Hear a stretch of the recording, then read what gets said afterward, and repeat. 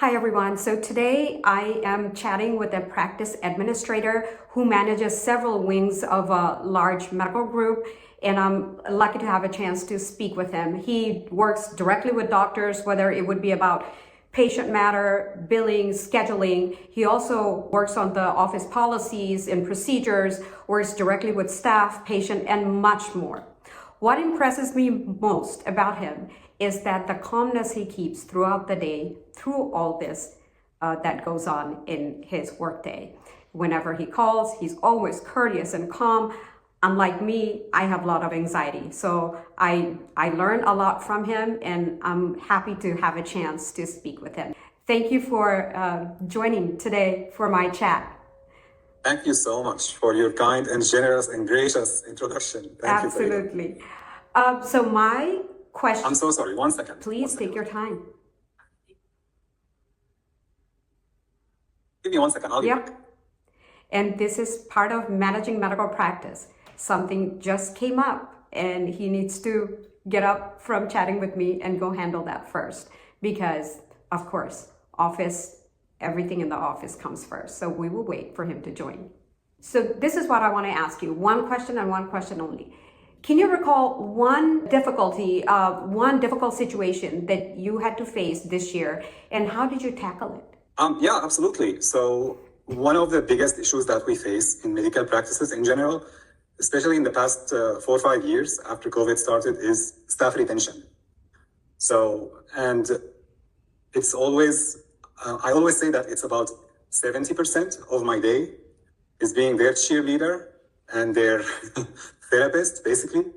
We need to listen to them and we need to figure out what issues they are having. And sometimes I feel like I'm raising them like my kids. Yes. And it comes with all the emotions of frustrations and being proud and being angry with them. But at the same time, these times are different than our times before. And we need to get on with the time. So I can tell you, like, my biggest frustration basically every day is staff. Staff management. Yes. Because we have a wide range of ages in the practice. And I know this is like a sensitive topic. No one likes to talk about it. But it's a true fact. We do have a clash in generations in our industry. That's happening. Whether it's younger physicians that we have in our practice that they want more of work-life balance. They don't want to, I don't want to say that they don't want to work hard, but they want the industry or the medical practice to fit within their life, not the other way around. Yep. And this is very hard with patient care, and especially if you're doing surgeries. It's not just like a primary care physician who sees patients from 8 to 4, you know? Right. It's very hard to do that. The same thing with mid-levels and with admin staff and medical assistants. It's very, very hard and tough to keep everyone on the same page and on the same tempo, which is more important. A lot of times you have people who are willing to do the work, but their tempo and speed doesn't match their surgeon or their direct clinician manager, basically. And that creates a lot of trouble. Yes. So it's not one incident. I have countless incidents, basically, you know? So just to share in that line from my experience, as I also manage medical practice. So the owner of the practice instruction was, don't turn patients away. If there is a walk-in emergency, they're here. They're part of our community. They're here because they need help. But Absolutely. Again, like you said, staff, younger staff, doctors, they would be like, it's 5 o'clock though, because it's time to go. Yeah. So this was a constant dilemma I had to face.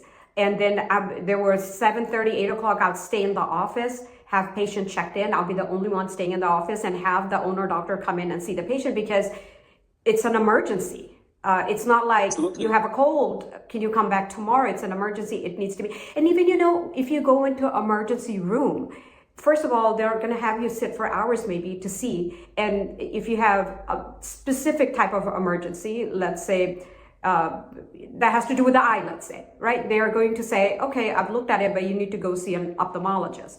So it just didn't make any sense to send emergency patients, say we're closed, go to the emergency room. That just wouldn't work.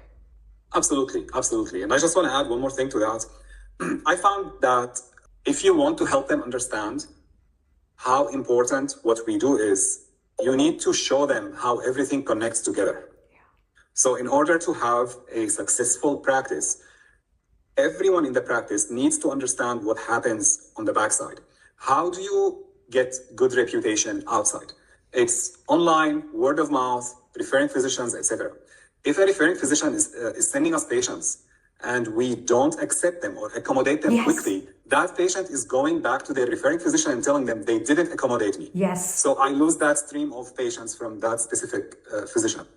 If a patient comes in and like now with social media and Google reviews and all of that, if a patient comes in and they have a minor inconvenience, they leave you a bad review, and that's going to knock you down in rankings and SEO, etc. Yeah. You know, Yeah. if a patient comes in and they have a bad bedside manner experience with the doctor, Yes. or if there was no breaking the ice by their patient care coordinator before seeing the surgeon or the doctor, that's also going to be bad.